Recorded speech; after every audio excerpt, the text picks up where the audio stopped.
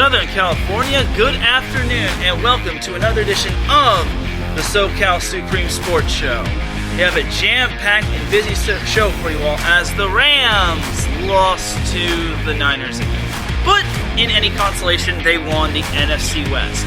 Now can they take down the Cardinals? We'll have to see. And the Chargers disappointingly lost to the Raiders and have missed the playoffs for the third straight year.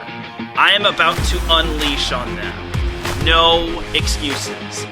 And UCLA and USC, what has happened to them in men's basketball? Trojans lost to Stanford on Tuesday, and UCLA lost to Oregon in overtime last night. Have they hit a rough patch? And we might have the Dum Dum of the Year award right now. All that and more here on the SoCal Supreme Sports Show. This is Teran Rodriguez bringing you another edition of the SoCal Supreme Sports Show here on IE Sports Radio, your direct feed for all that is sports.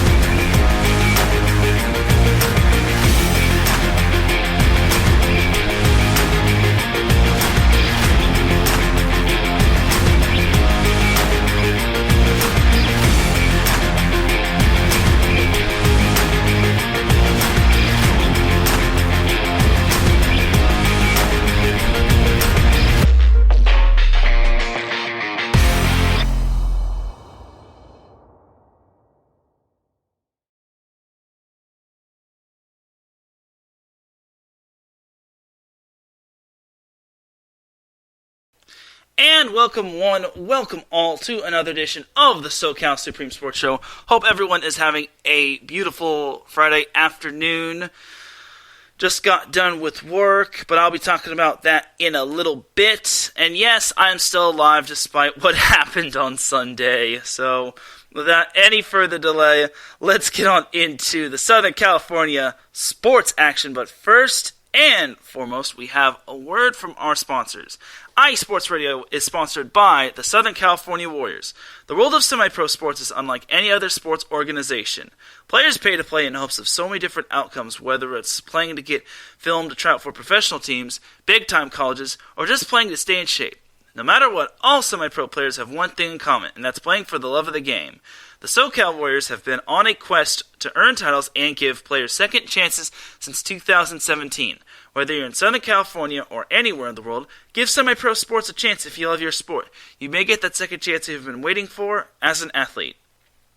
You can follow them on Twitter at SoCal Warriors, on Instagram at Southern California _Warriors, and on Facebook by typing the word Southern California, then Warriors. The second sponsor for IE Sports Radio is Background Check International Businesses. Are you looking to background check a new hire on? Let Kit Freeman take care of that for you. Kit has founded and managed Background Check International since 1994, and he's here to help you with the screening process. Contact Kit and let him help make the hiring process that much easier. This business is used for professional background checks and not for the use of any crimes, such as identity theft or any other illegal activity.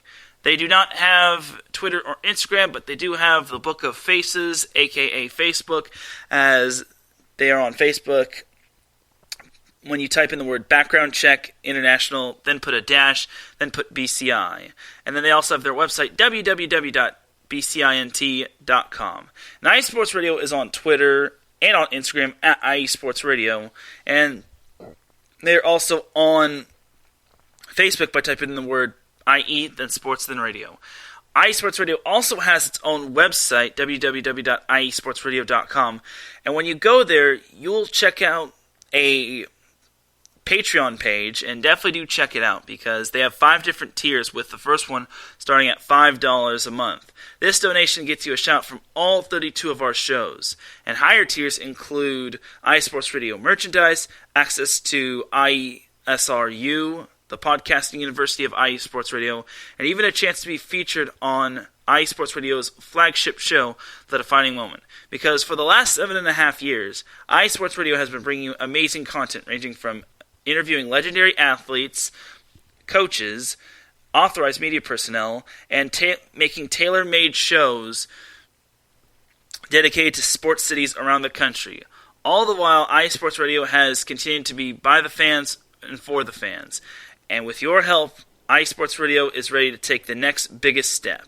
Thank you for being a supporter of iSports Radio, and thank you for continuing to make iSports Radio your direct feed for all that sports. And congratulations to the December fan of the month, Chris from Massachusetts. He is a Buffalo Bills fan, and he is obviously getting ready for the Buffalo Bills' possible deep playoff run this year, as the Bills have a promising roster, and they're a very good team. And thank you to our Patreon supporters, Marcus Losgrade and Bay Area Raised Apparel.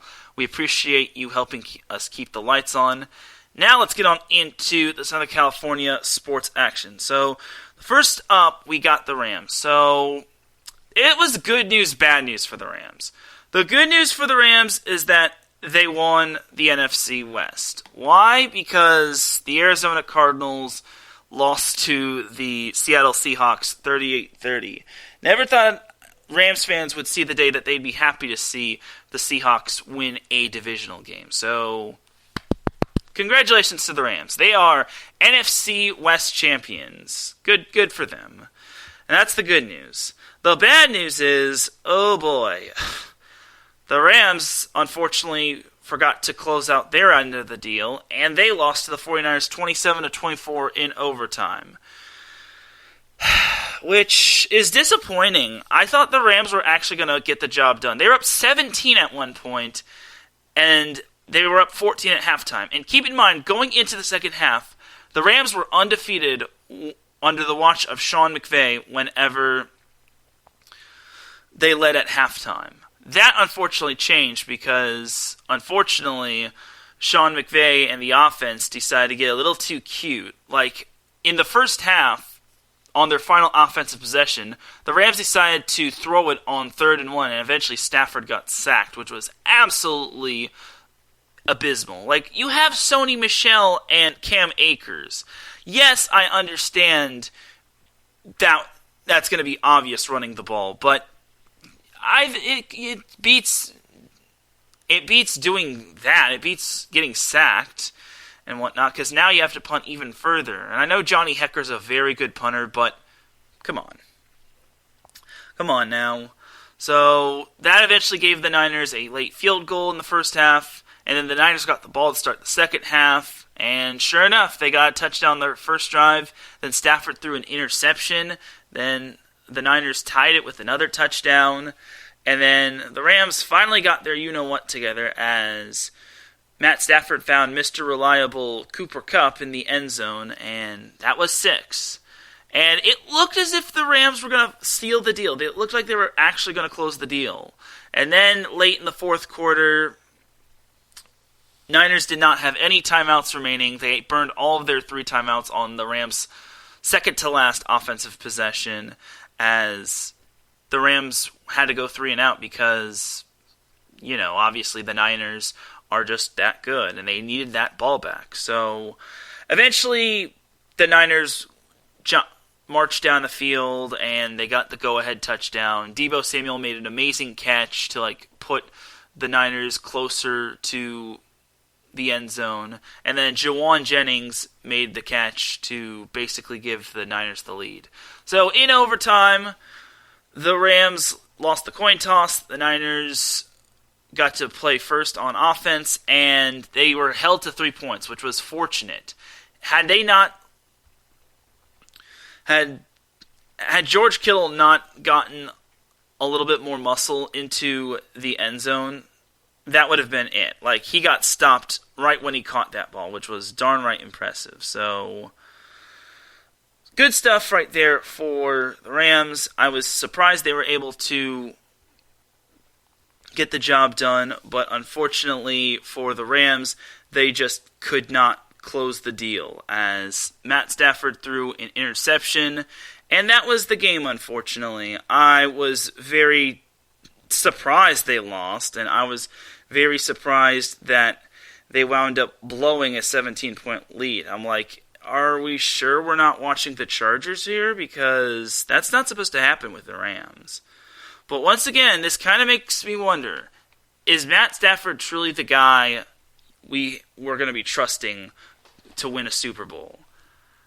That's going to be tough to do, especially since the Rams do not match up well with the Packers. But to get to the Packers, the Rams have to get past their first-round matchup against Arizona. So this will be the rubber match between Arizona, and honestly, it can go either way. The Cardinals obviously lost their game against the Seahawks, and I'm just wondering how this team lost to the Seahawks. Like, the Seahawks had nothing to play for, and they were at home. So the fact that the Cardinals whiffed, it makes me wonder what on God's green earth happened in that game. Obviously, there was no J.J. Watt, and there was no DeAndre Hopkins, but the Cardinals are a much better team than that. The Seahawks were basically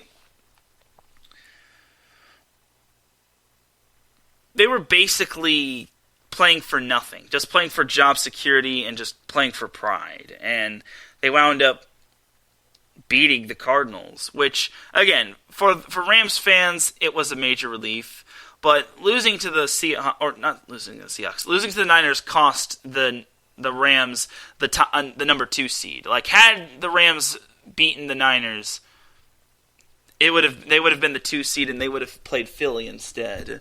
So now the Rams are home against the Cardinals, which I think they kind of match up well with the Cardinals. They match up better with the Eagles, but the Eagles are kind of playing good football.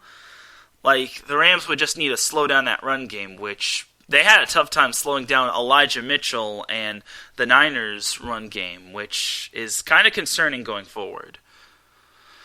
So against the Cardinals, the Rams and Cardinals split the series with one another. It didn't result in the Rams sweeping the Cardinals for the 5th straight season.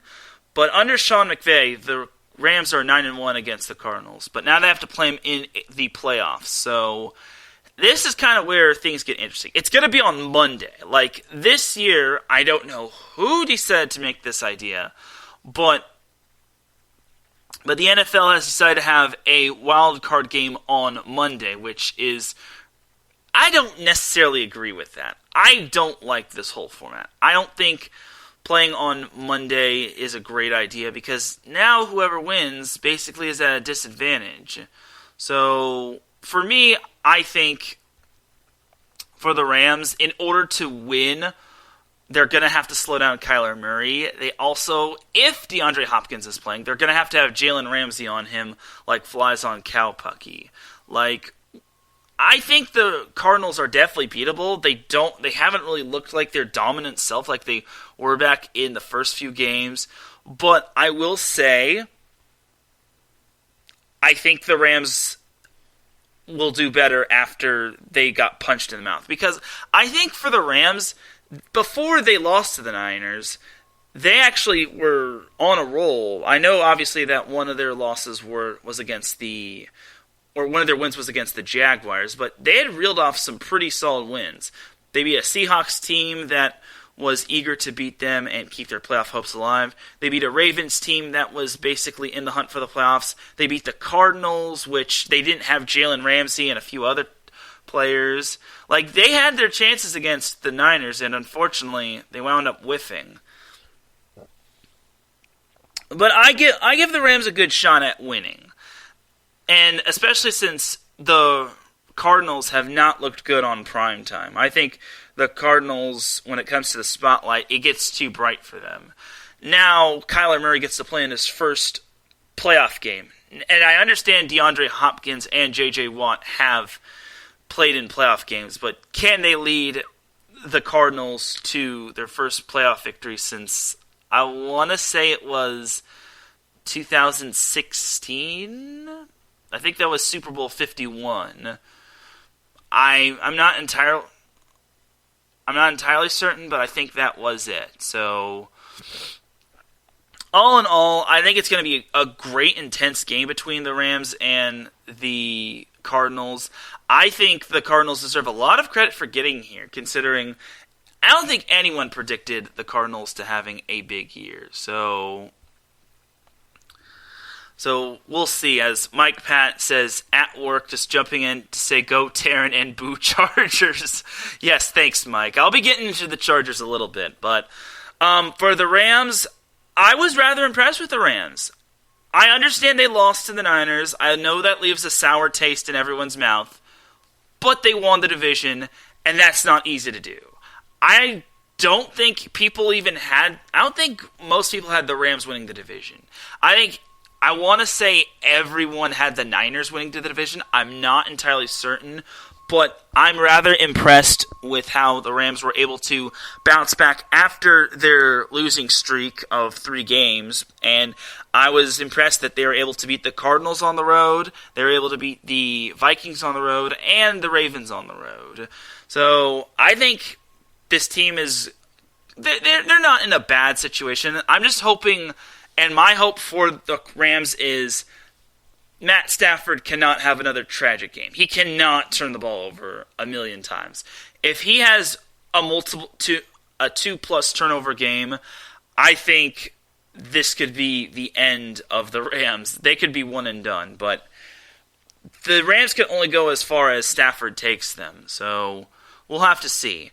I have the Rams winning. What's a good score for this team? I say they win 34-28. I think that's a respectable score. It'll be close, though. It's definitely going to be decided in the fourth quarter, and I think it'll have to come down to maybe another Hail Murray. So we'll see. But the Rams have to slow down D-Hop, depending on how many minutes he plays. Also, they got to slow down Zach Ertz and Rondale Moore, and I don't know if James Conner is playing. I heard he was out, but I'm not sure about James Conner's whereabouts. But the Rams really have to get it going. They have to get it going defensively. Offensively, it was great to see Cam Akers again. The fact that this kid tore his Achilles and he's back playing with the Rams, it is very phenomenal.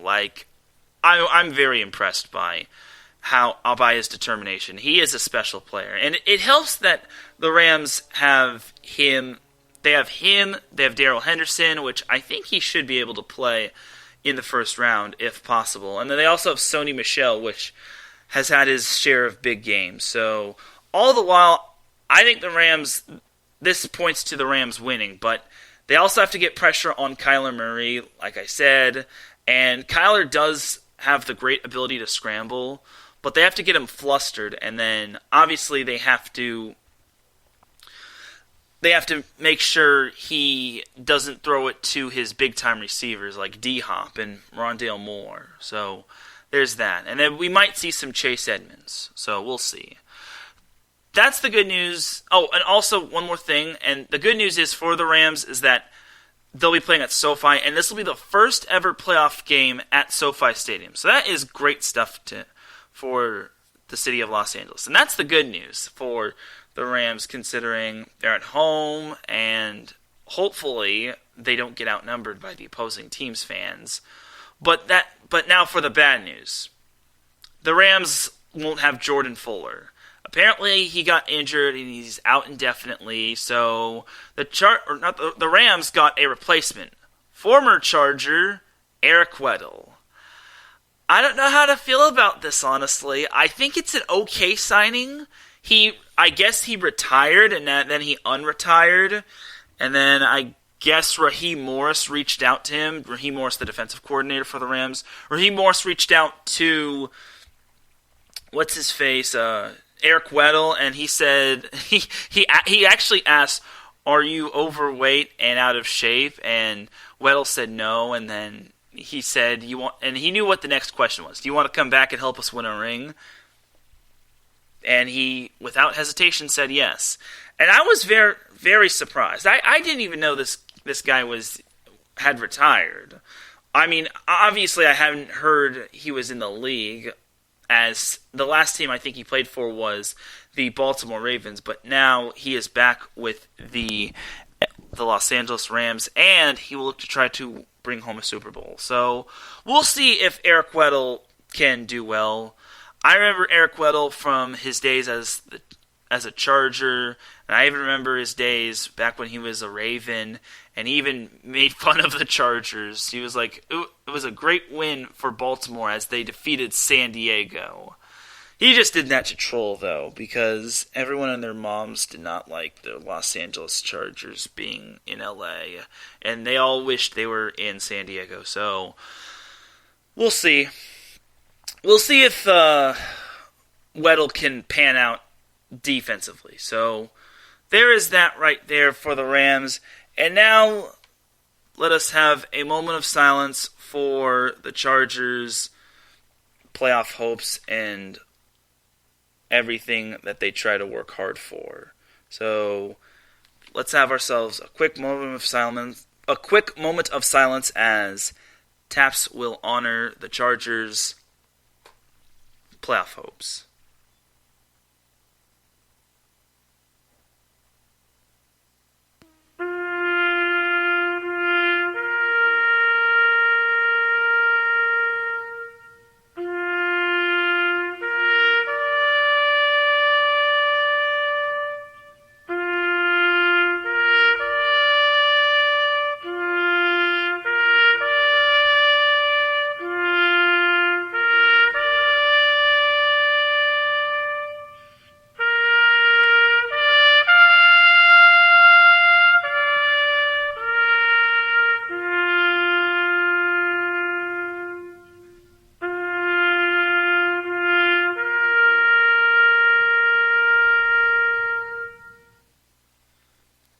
Here lies the Chargers' playoff hopes in the 2021-2022 season. They had so much promise going into the season with Justin Herbert, Keenan Allen, Austin Eckler, Mike Williams, Joey Bosa, the list goes on and on. Unfortunately, they did not do their job, and they finished 9-8 outside of the playoffs as they lost to the Las Vegas Raiders in the final game of the regular season, 35-32. Alright, so I'm about to unleash about the Chargers, so let me just say, I for one am disappointed. I'm disappointed the Chargers did not make the playoffs. Look at that talent on that team. Justin Herbert, Austin Eckler, Keenan Allen, Mike Williams, I guess Jared Cook's okay, Joey Bosa, Derwin James, Sante Samuel Jr., even though he's a rookie. The list goes on and on. I really could not believe this team just could not get it done. Obviously, I'm disappointed they lost to the Raiders, but losing to the Raiders wasn't what cost them the season. What cost them the season was losing a bunch of other close games and then losing to the freaking Texans, which was downright unacceptable. So, yeah, I really am just disappointed. And everyone is saying it's all Brandon Staley's fault for calling timeout. And everyone was saying the Raiders were going to go for the tie. First of all, you play to win the game. You don't play to tie. You play to win the game. And do the Raiders really want to see Kansas City? Because had the Raiders and Chargers tied, Raiders would have been at Kansas City, Chargers would have been at Buffalo. Thanks to the Raiders winning, Raiders are at Cincinnati, which is a much more favorable matchup for them, considering they already saw what the Bengals can do. So, all in all, for the Chargers, it was just so disappointing. I know I'm using that terminology a lot, but the game against the Raiders really was disappointing. They had 85 yards in penalties in the first half alone, and they accumulated over 100 in the entire game. The defense was absolutely atrocious, the run defense especially. That was what cost the Chargers the game against the Raiders. I don't want anybody to say that it was Brandon Staley's fault. It was clearly not Brandon Staley's fault. It was clearly the fault of the defense. Like, the defense was absolutely putrid this year. The Chargers had the third worst run defense, and they had the sixth worst defense overall. They gave up way too many games. They gave up 29 in regulation to the Raiders. They gave up 35 altogether.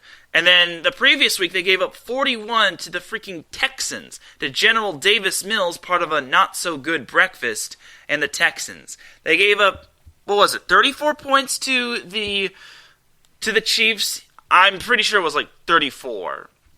Regardless, it was over 30 against the Chiefs. I understand the Chiefs are a very good team. They have Patrick Mahomes, but they still can't be giving up that many points. It's like, good Lord, man. But it wasn't just the defense. Oh, no. It was other things. For starters, Andre Roberts, remember when Roberts had that 101 kickoff return touchdown for the Chargers the previous week against Denver? Well, he got a punt, and it looked like he was about to field it clean, and he was about to get tackled. But then he tried to be a little too cute and fancy, and he lost the ball. And, Teran Johnson, the former Charger, knocked the ball out of Roberts' hands, and then eventually the Raiders picked it up, which was absolutely hideous. The Chargers had two turnovers altogether, and one also came from Justin Herbert, which in his defense, he was getting pressurized. He was about to get hit, and then he just threw it to Casey Hayward, another former Charger, and he just picked it off. And I'm just going to say this. A lot of the former Chargers really stepped up, like Denzel Perriman. I believe his last name is Faison. Like I said, Teran Johnson, even though he only had that forced fumble on the punt return. It still what made the difference, though, because the Raiders got 7 out of it. So, and then back to the penalties. Oh, my God. Can I just say... Well, actually, no. Before... one of the most incredible and most unbelievably bad penalties that I've seen. The Chargers gave up a 3rd and 23. A 3rd and 23 to Jalen Richard. He got the first down, and it's like, are you effing kidding me, bro? It's like, this is ridiculous. And I understand the Chargers have a very, very, very, very, very, very, very, very, very bad run defense, but 3rd and 23? Just tackle him, dude. Jalen Richard was on some beast mode type of thing when he was against the Saints. Like, bro. Absolutely hideous, man. I was just so downright distraught. And now here's the big kicker. I think a couple plays after that, I think it was like 2nd and 10 or like 1st and 10, Derek Carr went for it all. He tried to hit Zay Jones in the end zone, and it was well incomplete. But the referees called a pass interference penalty on Chris Harris Jr. I just want to say this about Chris Harris Jr. I understand that ball was not catchable, but the referee was right on top of you. You do not, I repeat, do not commit a penalty as blatantly obvious as that. And I'm just going to say this about Chris Harris Jr. I want him off the Chargers. The game has passed him by. This dude is getting cooked by practically everybody. Did anyone see the Chargers game against the Vikings? He was having to guard freaking Justin Jefferson. Some dude that's like really young, while Chris Harris Jr. is in his like 30s. I think he's approaching 34. He got cooked against Justin Jackson. I understand the Chargers didn't have Michael Davis and they didn't have Asante Samuel Jr., but this good dude, Chris Harris Jr., is not good. He's old. He's been getting cooked. This dude is gassed. He committed a pass interference penalty. He brought the Raiders to the 1-yard line. He basically just said, here, I'm going to just put you on the 1-yard line. This made me think that Chris Harris Jr. was a double agent. Ugh. Please, Chris Harris Jr., please get out of the Chargers roster. I'm sorry, and this is no offense to Chris Harris Jr., but the game has passed him by. Let him enjoy a game of backgammon while enjoying watching reruns of Super Bowl 50 where he was on the Denver Broncos roster. As we say hello to Pierre Moss in the chat room, he says, "Hold it down, Teran. SoCal Sports, baby. I appreciate you popping in, Pierre." But back to the Chargers. I don't want Chris Harris Jr. back on this team. I am so glad he is at the end of his 2-year contract. I want him off this team now. If the Chargers bring him back, I will puke all over the place. I don't know what I'll do. He can't come back. At least, please just draft another corner. Either in the second or first or third round. Please don't bring back Chris Harris Jr. You have Michael Davis. You have Asante Samuel Jr. Heck, Tavon Campbell is better than freaking Chris Harris Jr. Please, please, please, please, please don't bring back Chris Harris Jr. Please! Please!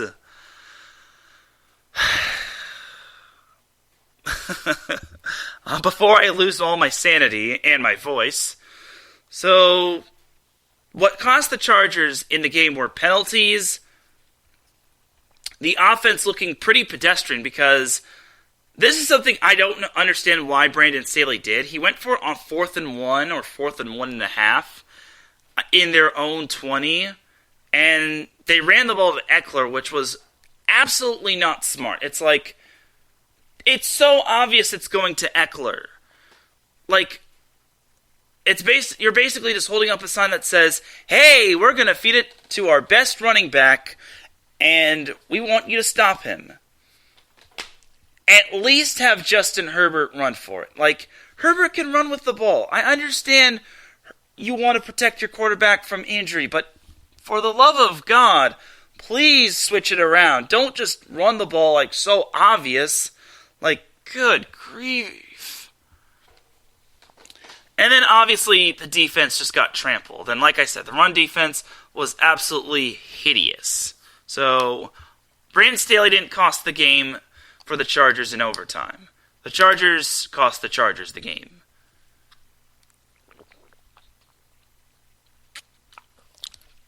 So, for me, am I disappointed about the end of the season? Yes. The Chargers as a whole are disappointed as a whole at the end of the season. Yes.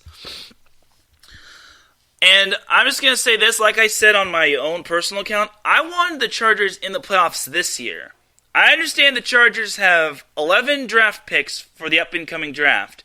I understand they have the second most cap space for next season. I understand they have Justin Herbert, who is a freaking beast. But what I don't understand is, why are people looking at the future?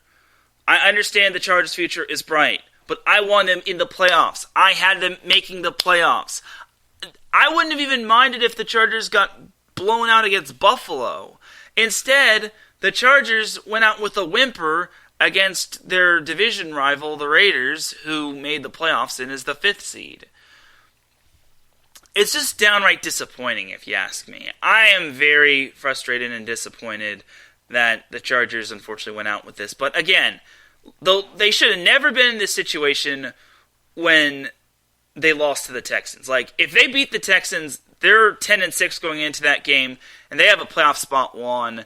And all in all, heck, maybe they're the ones playing Kansas City, which actually would have been a good little matchup. But I digress. But now we get the should-have, would-have, could-have, and what could have been the Chargers making the playoffs, which they didn't.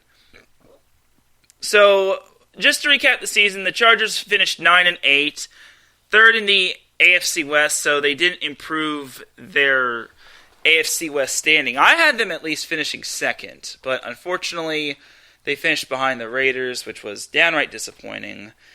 The good thing about the Chargers season was that here are some silver linings. They increased their win total by 2. Last year they had 7 wins, and this year they had 9 wins and with 8 losses. So they dropped their loss total by 1. So that was good. And they did this all with a rookie head coach. Now, some people are saying Brandon Staley should be gone. No, I don't think he should be gone. We should give him at least another chance.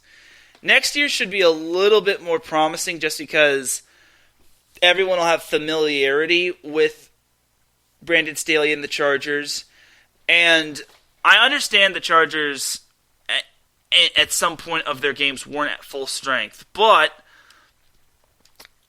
I do need to tell you all that the Chargers, like I said, they have 11 draft picks. They have a lot of cap space for this offseason, and they have a promising future with Justin Herbert.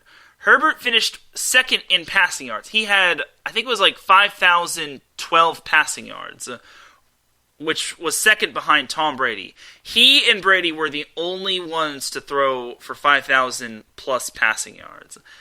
And unfortunately for Herbert, his team misses the playoffs. Now, obviously, Brandon Staley could have hoped for the tie, but he wanted to get the correct positioning for the Chargers when it came to the Raiders on 3rd and 3. And they were going to run it. Like, the run game was working for the Raiders all night long. There was no excuse for them to try to for the Raiders to try to pass that ball. Especially, unless it's like a quick check down. Because if the Raiders fail on 3rd and 3, then 95% of the time, I think the Raiders punt that ball. Or maybe they go for it on 4th down, I don't know. But I think near midfield, I would imagine the Raiders would maybe go for it. But the Raiders did the right thing by running it, and honestly, Chargers straight up laid an egg. The run defense was complete garbage. So to me, I think the Chargers are the best team out of the entire NFL to miss the playoffs. So for me, I think this season can kind of go down as a disappointment since I did expect the Chargers to make the playoffs. But I wouldn't call it a major disappointment. It's just that they need to make sure they play consistent on a weekly basis. I know they had lots of players out due to COVID against the Texans, but that's no excuse. Like, everyone else has to step up. It's really bad, man. I'm sorry, but there's no excuses for the Chargers. They dug their own hole, and then they got buried alive by the Raiders. So, what could have been Justin Herbert seeing his first playoff action is now seeing Ben Roethlisberger and Derek Carr in the playoffs. Yeah, thanks to the Chargers losing, the Indianapolis Colts losing to the Jacksonville Jaguars, and the Pittsburgh Steelers winning, the Steelers got to make the playoffs. So Big Ben Roethlisberger will get his last playoff run with the Steelers, while the Raiders will be playing at Cincinnati. So for the Chargers, they have a lot of work to do in this offseason. They need to address a lot of things. The first thing they need to address is, are they going to keep Mike Williams? I think they should. Chargers have, like I said, second most cap space for next season. They have to pay Mike Williams. He had over 1,000 receiving yards. This dude was practically the reason why the Chargers actually had a chance. Chargers were down 15. They got a touchdown from Joshua Palmer, 2-point conversion from Austin Eckler. Then on the final play of regulation, I think it was at the 15-yard line or 12-yard line of the Raiders, Herbert throws a strike to Mike Williams for a touchdown. If Williams does not catch that ball, it's game over and the Chargers are heading home earlier. The Chargers, I'll give them this against the Raiders. They fought tooth and nail back from 15 points down. And another thing I will add before I finally let go of the Raiders-Chargers game is that why did the Chargers not go for 2 after they got the go-ahead touchdown? I understand it would have been risky, but why not? Like, I would not have minded seeing the Chargers go for it on 4th down, for the 2-point conversion instead of kicking the extra point and trying to win it in overtime. Because in overtime, anything can happen, and the Chargers' defense was straight up gassed. I think Staley should have put the ball in the hands of his quarterback to try to win it in regulation instead of winning it in overtime. Because if you miss the coin flip or you lose the coin flip, you basically are going on defense 95% of the time. So, honestly, for me, I think Mike Williams was a hero in that game. It's unfortunate that the team just fell short. But for me, I think the Chargers bring back Mike Williams. They have to bring back Mike Williams. Second thing the Chargers need to address is their defense. They need to draft an inside defensive lineman. And the perfect guy, I think, is for this job is Jordan Davis out of Georgia. This dude was a beast in the national championship game. I think it'll be either Jordan Davis or it'll be some inside defensive linebacker from Georgia. Either way, the Chargers need to improve that run defense. It was third worst this season, and if the Chargers don't do anything about that run defense, they will not have success next season. I guarantee you all that. The third is address some of the other unrestricted free agents. Now, I talked about how Chris Harris Jr. needs to get out and never come back, but I will also say the Chargers have other unrestricted free agents as well, and pulling up their list of unrestricted free agents, it'll be interesting to see who the Chargers keep and who the Chargers want to get rid of, just because they have a lot, like I said, lots of cap space, and they have a promising roster, but if they don't do anything about that promising roster, then they won't have success, and they clearly will just not be in the mix for next year. So we'll see what happens with the Chargers. I'm trying to pull up their list of unrestricted free agents. So some of the unrestricted free agents that I think the Chargers should bring back are obviously Mike Williams. They definitely need to bring back Uchenna Nwosu. If that guy was absolutely amazing against the Raiders. And he was also amazing against the Chiefs as well, the second go-around.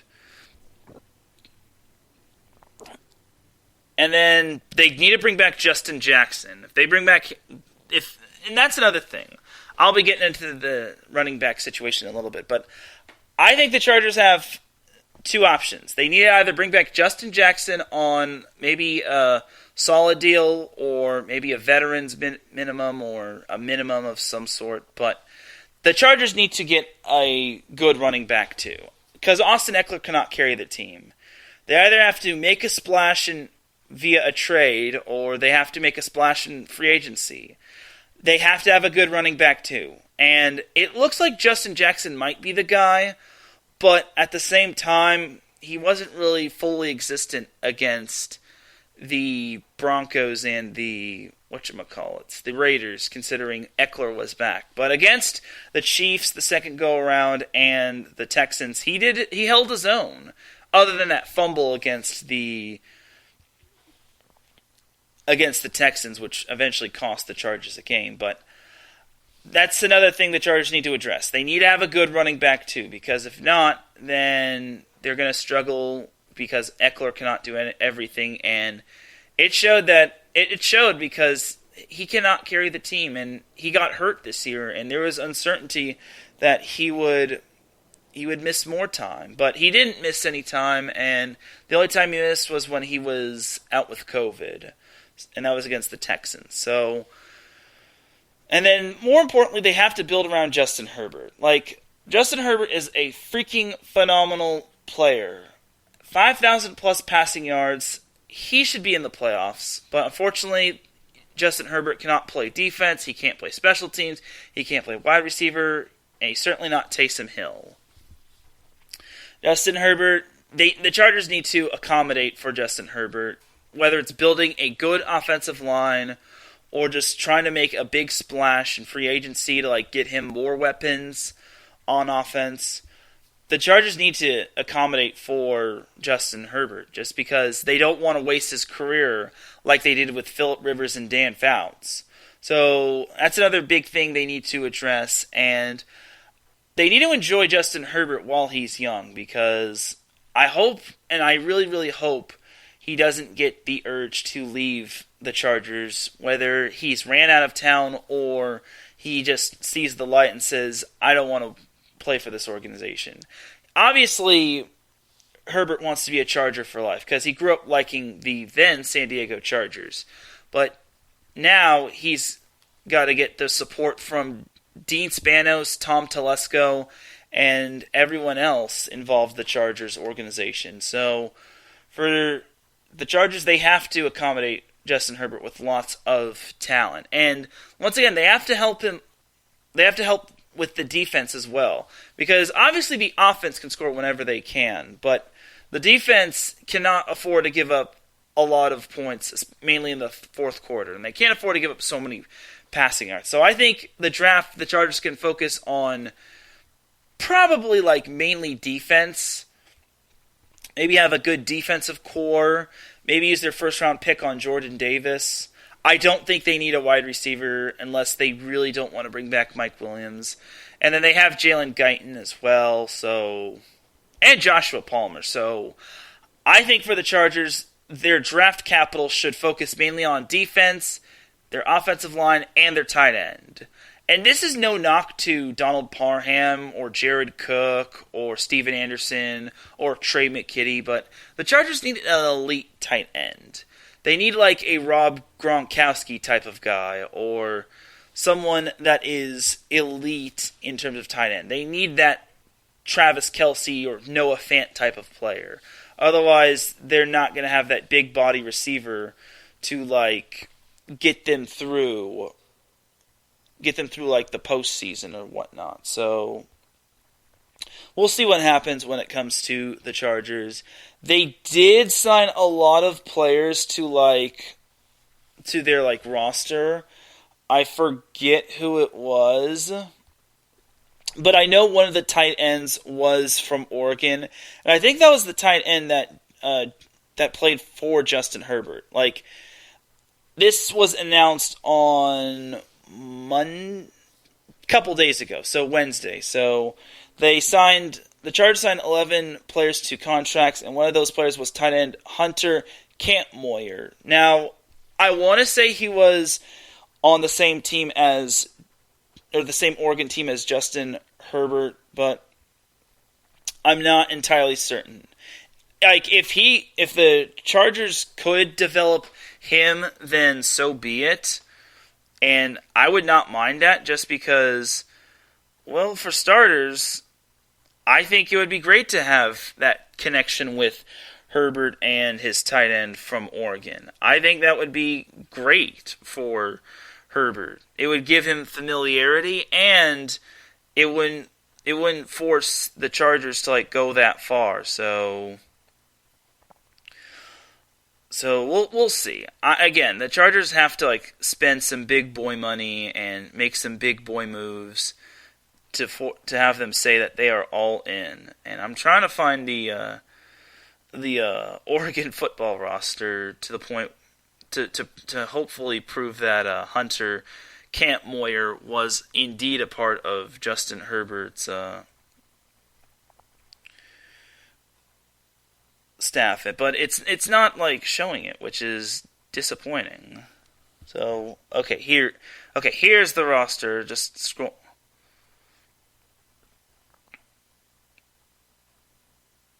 Okay, here's the roster, but continuing on from the Chargers, they have a bright future, and I think next year is when they make the next biggest step for them.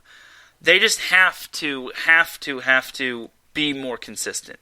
If they're consistent, then awesome. They're going to do great next year. But they cannot afford to be, as Larry called them, an ace card, 1 or 11. They have to be the entire 11. No more excuses. No more beating around the bush. The Chargers have to execute better. And they'll be playing a third place schedule. They will get to play the Cleveland Browns next year, which that was a fun game this year. They'll also play the Atlanta Falcons in that extra 17th added game. Rolls eyes. And then they'll also play the entire AFC South, They'll obviously get to play the entire AFC West 2 times. And then also the Chargers will be playing the NFC West, which means the Chargers will get to play the Rams, the 49ers, the Seahawks, and the Cardinals. And that's a brutal climb right there. That is completely mind-blowing right there. It's like, good gracious. So we'll see what the Chargers can do next year, but all in all, I'm not disappointed by them losing. I am disappointed in them not making the playoffs and them not taking care of business, because looking at all the Chargers' losses, and I'm going to eventually stop when it comes to the Chargers. Looking at all the Chargers' losses, they lost to Dallas. That was definitely winnable. The run game gashed them, and then the refs kind of gave the Cowboys the game. Understandable. Then you look at the Ravens. That's probably their worst loss of the season. I think the Chargers, that was a game that the Chargers were probably not going to win anytime soon. Then after their bye week, they lost to the Patriots, which was, I think the Chargers could have won that game. I know Bill Belichick has the answer for young quarterbacks. I understand the Patriots have had the answer for the Chargers altogether, but Chargers should have won that one. They made too many mistakes, and they unfortunately just could not break through the Patriots' stingy defense. Then they lost to the Vikings, which, again, Chris Harris Jr. just had a horrendous game trying to cover Justin Jefferson, and they got gashed against Dalvin Cook. Yeah. Then they lost to the Broncos, which obviously they have not had a whole lot of good luck at Denver, playing Denver at Mile High Stadium. But I thought the Chargers could have at least, they were in that game for the first 3 quarters. Unfortunately, the interception in the end zone and the pick 6 was what sealed the Chargers' fate. So, and then obviously, like I said, winning, it seems like it's a Denver thing. I don't understand why the Chargers cannot beat the Broncos in Denver. It boggles the mind. Then the Chiefs, the second go-around, was one of their losses. That was kind of an unacceptable loss, considering, well, they could have won the game, and they just whiffed on most of their fourth down attempts. And then the Texans' loss was downright unacceptable. I know the Chargers were missing a lot of players, but so were the Texans. And then the Raiders lost. The game could have gone either way. They were up 14-10, but the turning point was that 3rd and 23 play, then the pass interference call on CHJ, and then touchdown. Raiders. So, those are all of the Chargers' losses. Like, most of those losses were close outside of the Broncos' loss, the Texans' loss, and the Ravens' loss. But even in the Broncos' loss, they were in that game, as well as the loss to the Texans. They shouldn't have been in the situation that they were in, and now they have paid the price. So it's going to be a long offseason for this Chargers fan right here. But all in all, they got to clean house. Something else I need to make note of, then I will lay off the Chargers for a while, is that the Chargers, surprisingly enough, fired their special teams coordinator, as they have parted ways with Darius Swinton II. So he and his assistant, Mayor Chowdhury, are no longer the assistant and special teams coordinator for the Chargers. I'm a little surprised the Chargers jumped the gun with this, but honestly, the Chargers were one of the worst special teams. They were one of the worst teams on special teams this season until they got Andre Roberts. Then that kind of changed, but they were still downright despicable when it came to special teams. So I think change has to be made, and at least the Chargers are kind of addressing their needs whatsoever. What I wouldn't mind the Chargers doing is saying bye-bye to Ronaldo Hill and hiring Brian Flores as defensive coordinator.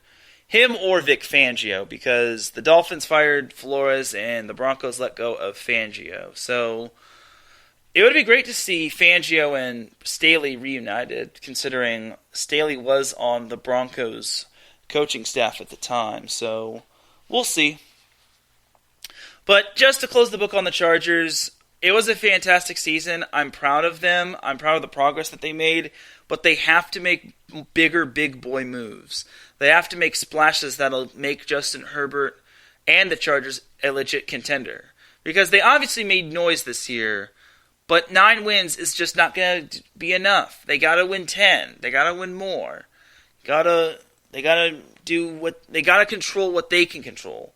Like one of my friends who is a volleyball coach says, you can only control what you can control. You can't control what anyone else does. Once you've taken care of what you can control, then you can focus on what other teams have to control.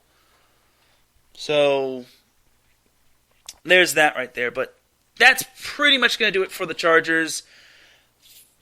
Tip of the cap to them on a fantastic season, but it just wasn't good enough. So there's that. All right, now jumping from the NFL, we shall jump to the NHL. So the Kings, oh my God, the LA Kings. I did not know this team was catching fire. Last night they defeated the Pittsburgh Penguins 6-2, and that actually marked the return of Dustin Brown, I want to say. I'm sorry, not Dustin Brown. It was someone, a former Kings player. It wasn't Jonathan Quick. It was Jeff Carter. It was the return of Jeff Carter, and the Kings spoiled his return. But at least the Kings honored him in a good, positive way. I think I didn't see the game, but I do know that they honored him with a tribute when it came to a video. So there was that. So looking at the Kings' past few games, the Kings have actually been on a tear. Ever since I last went on, they've now won their last 3 games. They beat the Red Wings 4-0, they beat the Rangers 3-1, and they beat the Penguins 6-2, which I think the Penguins win was very impressive. That's because the Penguins are always that good team. As a result of the Kings' 3-game winning streak, they have now jumped from 6th place, or was it 5th place? Either way, they are now jumped to 3rd place in the Pacific Division. They're only 5 games back of the Vegas Golden Knights, and they're only 2 games back of the Ducks for 2nd place. So I'm very impressed by the Kings. The Kings and the Ducks have drastically improved. So this weekend, going all the way down to when we go live again, which I don't even know, let's say next week. Let's say next Friday. So the Kings will head down to Seattle to take on the Kraken on Saturday. Then on Monday, the Kings return to California, but will travel up to Northern California to take on the San Jose Sharks. Then Tuesday, the Kings will stay home and take on the reigning Stanley Cup champion Tampa Bay Lightning. Then on Thursday, the Kings will play the Colorado Avalanche. And then the following Sunday, not this Sunday, but next Sunday, the Kings will head up to the East to take on the New Jersey Devils. So, all in all, I think that the Kings are starting to get it together, and this is looking very promising for them. Now, for the Ducks, on the other hand, they've kind of struggled. They've been up and down, as they went 1-2 last week. On Tuesday, unlike the Kings, the Ducks lost to the Penguins 4-1, as Jeff Carter kind of gave the Ducks a whooping. As Jeff Carter had 2 goals, the former King basically just gave the Ducks a whooping. And on Sunday, the same night the Chargers and Rams lost, the Ducks were kind of the bright spot in the Southern California sports world, as they beat the Detroit Red Wings 4-3 in a shootout. And then on Saturday, the Ducks lost to the New York Rangers 4-1. As the Ducks, like I said, they're still in second place in the Pacific Division, but they need to start winning their games ASAP, just because those Kings are getting sizzling hot, man. Whew. So, looking at the Ducks schedule, tonight they are hitting the road. They have hit the road to Minneapolis to take on the Minnesota Wild. Very challenging matchup right there.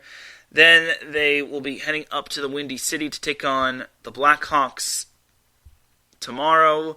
And then on Wednesday, the Ducks will head back home to Honda Center to take on the Colorado Avalanche. Another challenging game right there.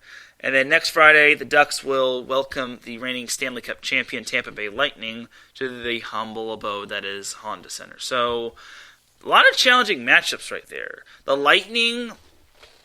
You got the Lightning, you've got the Avalanche, you've got the Wild.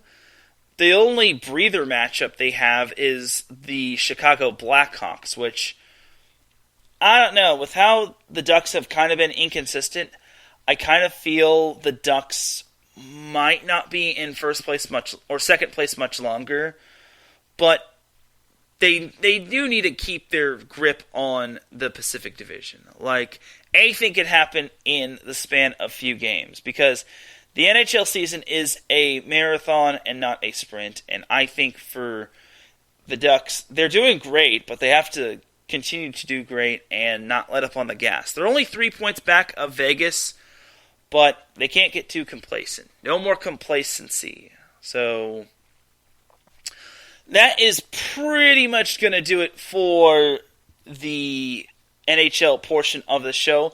We're actually going to take ourselves a quick little commercial breaky break. When we come back, we got some Lakers and Clippers talk, and we've also got some USC and UCLA men's college basketball talk. And then we have possibly the dum-dum of the year, and it's only the second week of January. So you're listening to the SoCal Supreme Sports Show here on IE Sports Radio, your direct feed for all that is sports. We'll be right back after a word from these messages.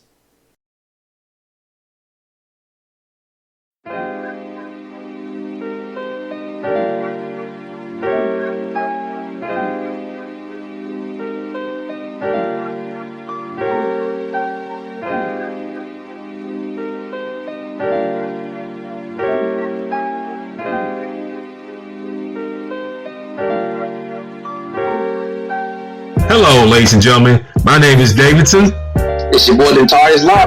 And we are the hosts of Fast Break here on IE Sports Radio, where we discuss everything in the world of basketball from prep to the pros. You guys should definitely check us out, man. Sunday, 8 p.m. Eastern, 5 p.m. Pacific. We got all the basketball information you guys need, so we look forward to you guys listening in. And please do, because we are the best basketball show on this side of the Mississippi. And please do check us out on Twitter at FastBreakISR. D-Lock, where's our time again? 8 p.m. Eastern, 5 p.m. Pacific. That gives you guys plenty of time on a Sunday. Tune in.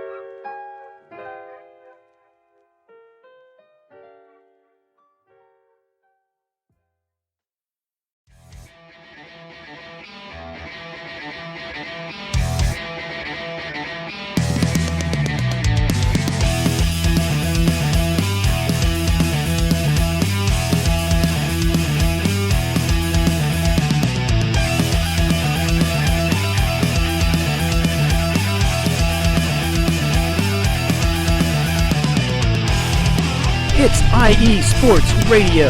It is your direct feed for all that is sports. It is Philly Sports Talk with Cash and Chris every Tuesday night right here on IE Sports Radio, your direct feed for all that is sports. Philly Sports Talk with Cash and Chris, the most comprehensive view on Philadelphia sports exclusively right here on IE Sports Radio. You know what it is, your direct feed for all that is sports. Tuesday night, IE Sports Radio, Philly Sports Talk with Cash and Chris.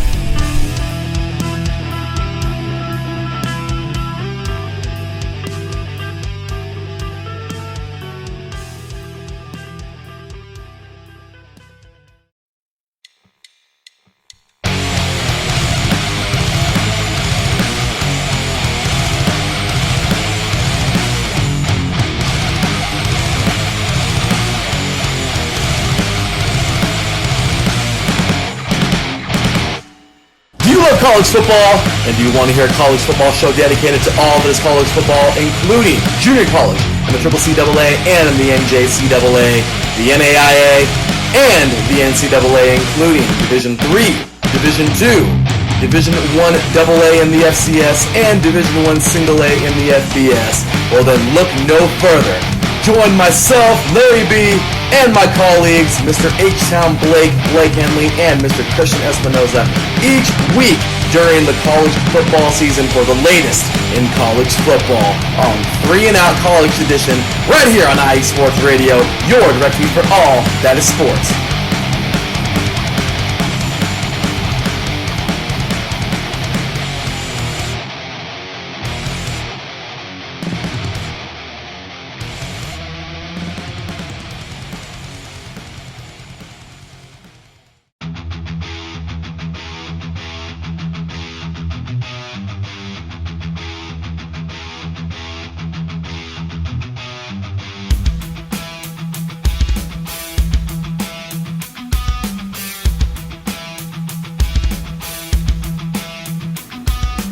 What is going on, everybody? This is Ben Matello, the host of the Yinza Report, right here on IE Sports Radio. I'm bringing you the latest in the Steel City, the City of Champions, from the Steelers, the Penguins, the Pirates, as well as the college game with both Penn State and Pitt. You could join me every Tuesday afternoon at 1 o'clock Eastern Standard Time, right here on IE Sports Radio, where I'll be talking about everything from the Steel City, the City of Champions, right here on IE Sports Radio, your direct feed for all that is sports.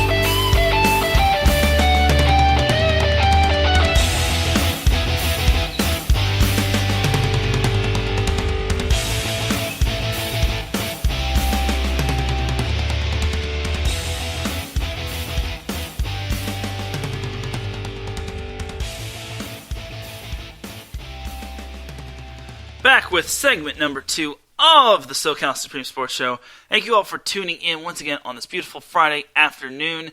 Definitely do check out all of our amazing shows such as Fast Break, Philly Sports Talk, 3 and Out College Edition, and the Yins Report, as well as our other 28 shows, including this one, actually. So, regardless, it is the second half of the show.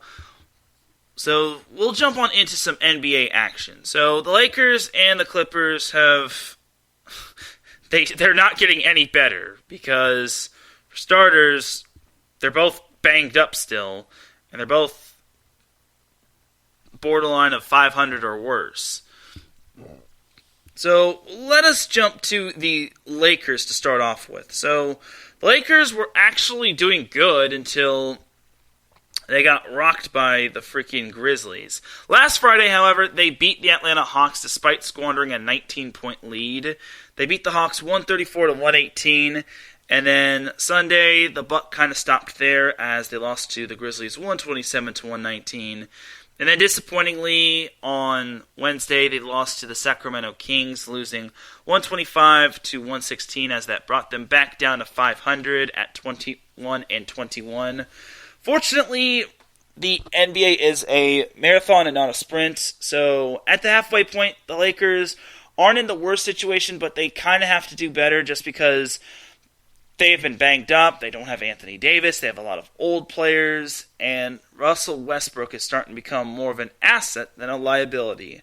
And I'm not trying to say that the Russell Westbrook trade was bad, but it's starting to go down that path. So going from here all the way down to next Friday, the Lakers hit the road to the Mile High City to take on the Denver Nuggets.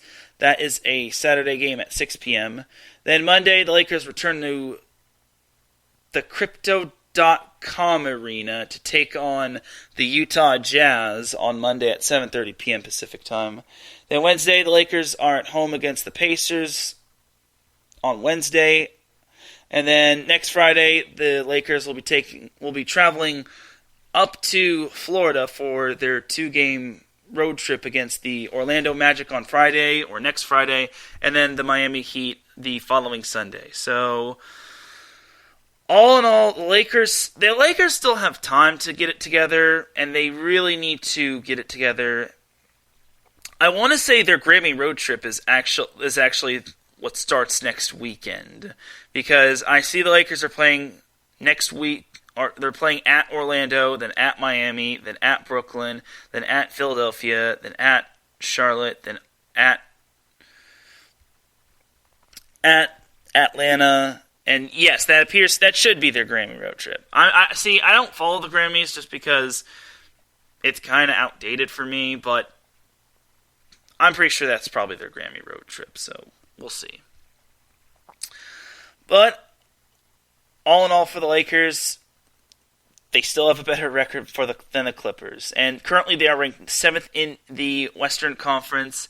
They are 3rd in the Pacific Division. So, again, the Lakers are still in a work in progress. I want to see the Lakers getting better, but it's not. I don't think, and this is a little early to jump to conclusions, I don't think the Lakers will get past the first round.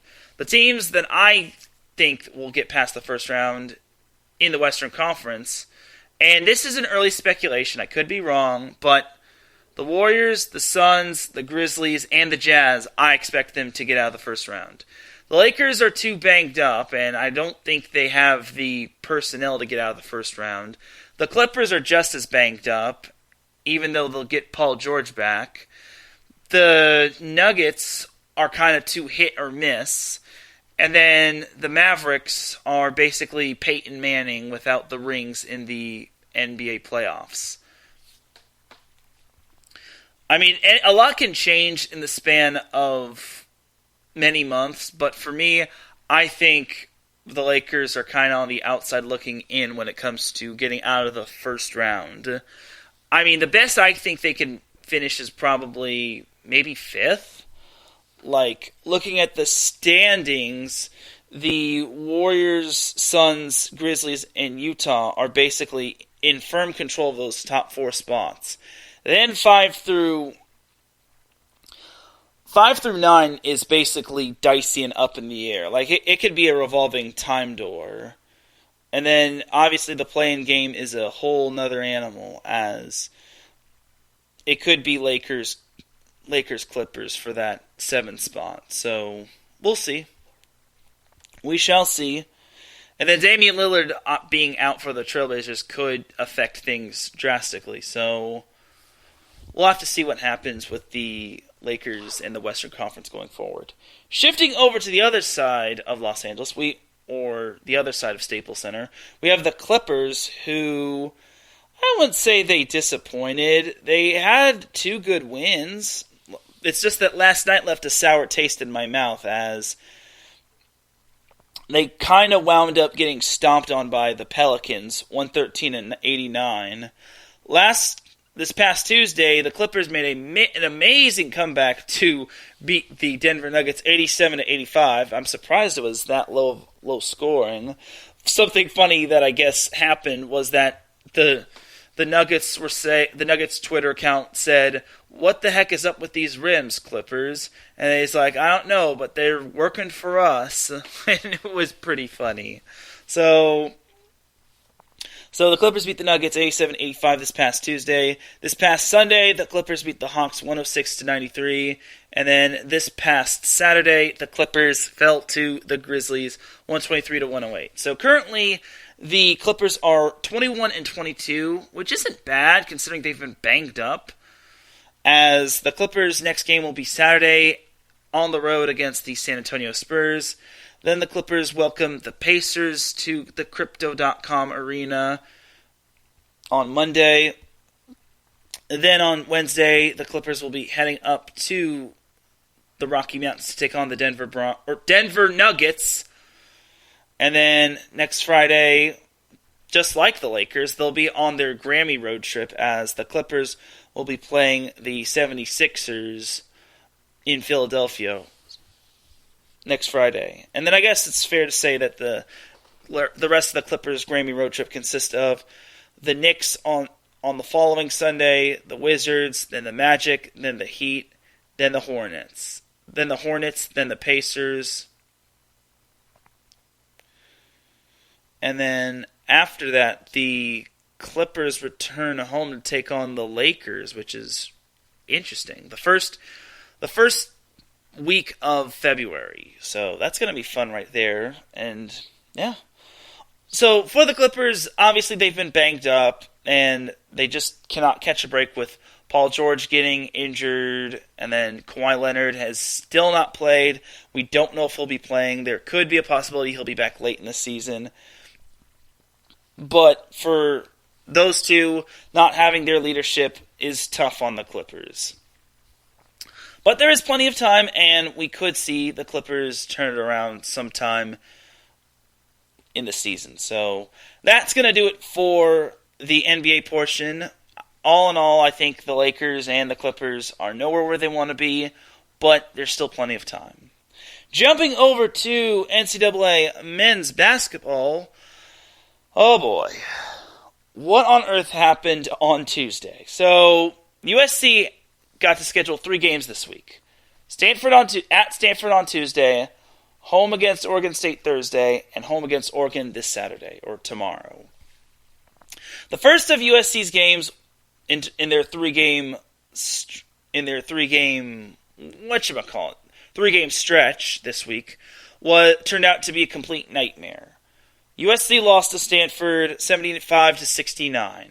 USC moved up all the way to number 5 in the AP coaches poll, but unfortunately, that loss to Stanford kind of set them back. Now, USC always struggles more times than not in the Maples Pavilion at Stanford, but I will say I'm rather surprised they played so flat. Like, there were some iffy calls, I understand it, but they played so bad. The second half, Stanford was making everything, USC was having more turnovers than a bakery, and straight up, Stanford just dominated. Also, USC missed 10-plus free throws. 10! You can't win games if you miss free throws. I think USC went 20 for 30 in terms of free throws all day. And oh boy, why did you have to lose to Stanford, USC? Why? Like, all of Southern California has been ailing when it comes to losing to Northern California teams. And you decided to join the fray? Like, come on, man. Oh, USC, why you gotta do this? The good news is for USC is that they bounced back and they defeated Oregon State last night. I think it was 81-71, just taking a hypothetical guess without looking at the app. I was right, 81-71. So yeah, USC won 81-71 at home in the Galen Center against Oregon State. Oregon State actually led that game, and they were putting a lot of pressure on USC. But then the Trojans finally were able to get it going, and Chavez Goodwin really had himself a big game. He had a double-double. I think he had 21 points and 19 rebounds. Not looking at the box score, but I think it was great to see Chavez Goodwin step up, considering he is he is the fifth-year senior for USC.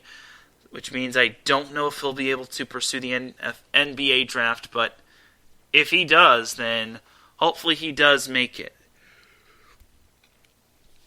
So for USC, obviously it sucks seeing them lose their first game as they're no longer in first place.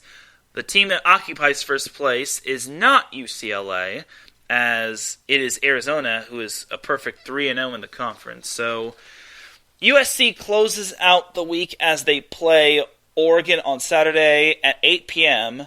And then next week is, I wouldn't call it a brutal week, but it's kind of a big week because next Thursday they play Colorado. They play at Colorado, which USC has had tragic luck against the Buffs.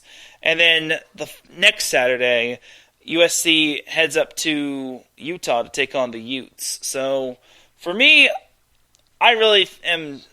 I hope USC can bounce back from this because the Pac-12 is getting competitive. But how many teams can the committee really take in terms of the Pac-12?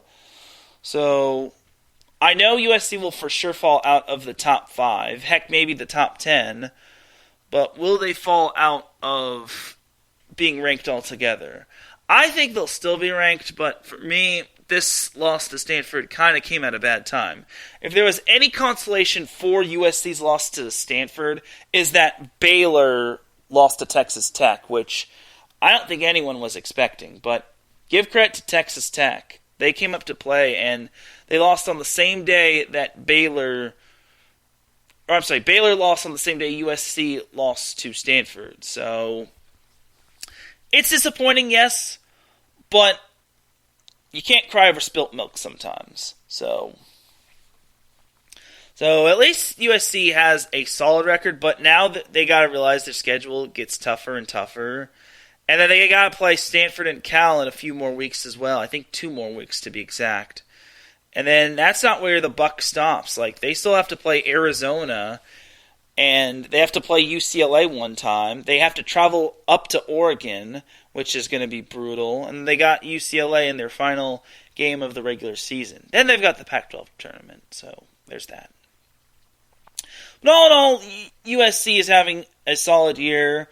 I think this loss is kind of what they needed because going undefeated is super duper tough. You could ask Gonzaga about that because they learned the hard way. So, jumping over to UCLA, UCLA kind of lost their heartbreaker last night as they lost to Oregon at the Pauley Pavilion as they lost 84-81 in overtime. Something that everyone should know about UCLA and USC. They will not have fans at their games just because of CDC guidelines, and I want to say their schools are preventing fans and maybe just a few family members from attending. So it really sucks, and I really hope the COVID situation gets better in California, mainly on the Los Angeles side. But for USC and UCLA, those two teams thrive off of players. Those two teams love having crowds, whether it's on the road or at home. Big crowds, to be exact. Like, I think UCLA would have killed to have a full Pauley Pavilion against Oregon, against a very good Oregon team. Underrated, probably, but Oregon pulling off that win is rather incredible. So, and then UCLA they haven't been brought back from being on their COVID pause, as they just played Long Beach State and Cal last week, which aren't really the most elite opponents. Like, Cal has been doing okay, but there's certainly no Arizona or USC, so UCLA closes out the week against Oregon State on Saturday. Then next week, UCLA, like USC, heads up to the Rocky Mountain States as they play Utah on Thursday, and then they play Colorado on Saturday. It'll be the second meeting between the Buffs and the Bruins. So we'll see if UCLA can get the job done against those two teams. So that's pretty much going to do it for college men's basketball talk. Before I move on from college men's basketball talk, I need to talk a little about some college women's basketball, as I need to give a shout out to USC women's basketball as they pulled off a big upset over number 4 Arizona. They won 76-67, And boy howdy, that was an impressive victory. Number 4 team in the nation, and they lost to USC. Good grief. That actually was Arizona's first loss, believe it or not. So for Arizona to be handed their first loss at the hands of USC, it's incredible. And USC didn't even have a player that reached 20 points. So I'm rather impressed by USC. Maybe if they play their cards right, they're able to make it into the NCAA tournament. But that's a maybe. We'll see. We'll see how it goes, though. But kudos to USC women's hoops. I know I don't talk too much women's hoops just because we have a lot to go on and recap. But that's a big win right there. Top 5 win? Man. Every team has its day, I guess. So, good job, USC women's hoops. Alright, so that is going to do it all for college basketball. And before we head out, we have to give out the Dum Dum of the Week award. So the Dum Dum of the Week award is basically an award that I give out every week for people that do dumb things. And anybody can get the Dum Dum of the Week award, whether it is my neighbor's dog that is barking outside, whether it's my neighbor, whether it's someone I deal with outside of IU Sports Radio, whether it's anybody, no one is safe from the Dum Dum of the Week award. And I've probably got the Dum Dum of the Year already lined up. But first, I have to give out the Dum Dum of the Week award honorable mention. So that honorable mention goes to the refs that reffed the USC Stanford game. Okay, I'm not one to bash refs for terrible terrible calls or bad judgment calls, but against Stanford, USC kind of got hosed in the first half. First of all, Drew Peterson got fouled with more than 1 second remaining. I think he had there was 1.2 seconds remaining. At least 1 second. So, USC got the ball to inbound, but here was the thing. The refs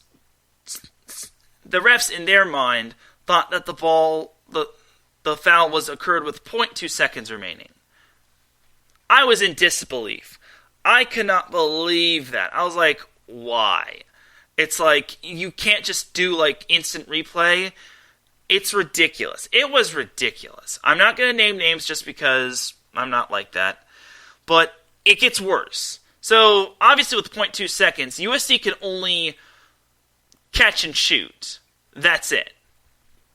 Maybe even do less than that. So, USC did inbound the ball, and they inbounded to Max Angbong Polo, and he tipped it in. And, unfortunately, it did not count. Even though Max was able to get the ball off before the red lights flashed and before zeros flashed. I don't know what I missed. I don't know what the referees were looking at, but that shot should have counted. I'm surprised they didn't go into a full in-depth review. I just could not believe it. So I kind of have to give the mini Dum Dum of the Week award to those refs, or the honorable mention Dum Dum of the Week award to those referees that reffed the USC versus Stanford game, men's basketball game, but things happen. Now we get into the main Dum Dum of the Week award recipient, or recipients. So before I give out the Dum Dum of the Week award, I will definitely say this. Going forward, I'm going to keep track of Dum Dum of the Week awards, and whoever has the dumbest Dum Dum of the Week award, I'll have a Final Four poll in the final year of the final day of 2022, and you guys are going to vote for Dum Dum of the Week or Dum Dum of the Year. I will have a Dum Dum of the Year at the end of 2022. I will do my best to try to keep going live and whatnot, so there's that right there. So now for the true Dum Dum of the Week and maybe the Dum Dum of the Year. So everyone has a responsible job. Everyone here has a responsible job, and honestly, having a job is a privilege. I currently have a job at a grocery store. And while I don't want to get up every day and stand on my feet and have to work customer service, I have to just because I want to make revenue for my money, for my family, and for myself. So it's an honor and privilege to have a job. That, however, and with that being said, these two knuckleheads are probably took their job for granted and were probably doing other things. Now, this might give... I'm not going to try to stir the pot with this, but this happened to two police officers in the Los Angeles Police Department. So, I'm not going to name names, but these two officers or detectives were supposed to be pursuing a robbery. But instead of pursuing a robbery, they were playing, get this. Instead of pursuing the robbery between the two detectives, they decided to play Pokemon Go. Pokemon Go. You mean to tell me a detective is playing Pokemon Go? You're supposed to be pursuing a robbery. Instead, you are playing Pokemon Go. I couldn't believe it when I first saw it. I'm like, no! It's only January. We already have our Dum Dum of the Year nominee. I'm not going to name names, but I'm just going to say this. According to the police report, after carefully listening to the DICVS recording a number of times, Detective 1 became concerned that petitioners were playing the Pokemon Go video game while on duty of the robbery. The recording showed that. According to evidence admitted by the Board of Rights, Pokemon Go is an augmented reality mobile game on the phone. And however, the game attracted controversy for contributing to accidents and creating public nuisances. And then at approximately 6:09 p.m., the officer, so I guess there was an officer and a detective, the officer decided to say, screw it. Screw it? You're an officer. You have that privilege to serve and protect with your detective, and you're saying screw it to just play Pokemon Go? That's even worse. It gets worse when it comes to this police report.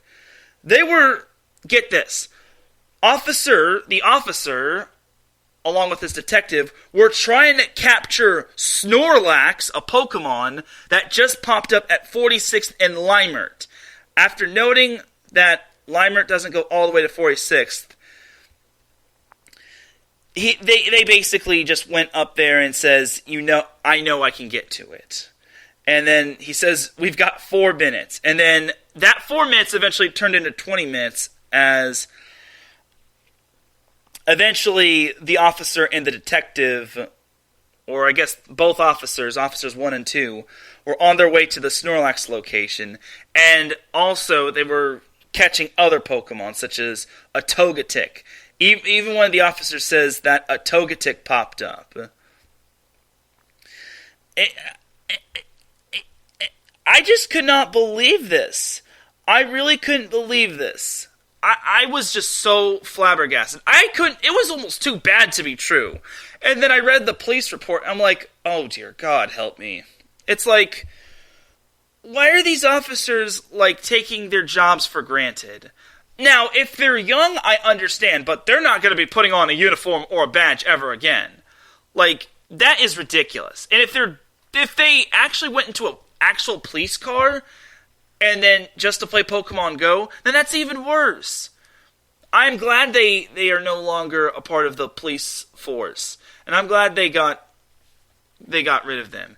And at the end of the day, one of the officers remarked, I got you a new Pokemon today, dude. Oh dear God, have mercy on my soul. How could they do that? And it's no wonder Pokemon Go has been petitioned to, get out of here. Sorry about that. But regardless, I was just absolutely dumbfounded. It's like, why are you playing Pokemon Go when you're supposed to be pursuing a robbery, and also you're supposed to keep the peace safe, not add to the craziness in this world?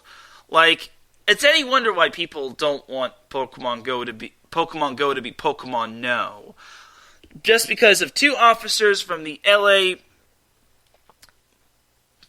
Police Department, the Los Angeles Police Department. And they were even saying other things. They were saying, got him, and then they were also saying, don't run away, on the intercom. And, oh my God. They were even saying, this thing is fighting the crap out of me. They were on intercom, on the radio, and they thought no one was going to hear them in the police department. That's where they were wrong. Like, oh dear gosh, help me. So, to those two police officers, or detectives, or whatever they are, to those two police officers that were playing Pokemon Go instead of serving and protecting, you have not only disgraced police officers all over the place, but you have caused a nuisance for everyone in this world, and you have made pretty much Pokemon Go be more on the verge of getting extinct. It is ridiculous, and for you two to be doing that, it's really ridiculous. And for that, to the two officers who are no longer officers for playing Pokemon Go instead of serving and protecting, you are this week's Dum Dum of the Week award, and possibly the Dum Dum of the Year in 2022. You are so dumb. You are really dumb. For real.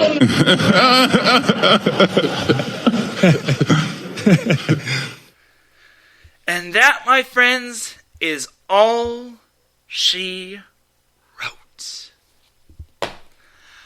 Pokemon Go instead of serving and protecting the community. Are you for real, man? Ugh. Oh my gosh. You know what? Talk to them again, my dudes. Talk to those two officers again. You are so dumb. You are really dumb. For real.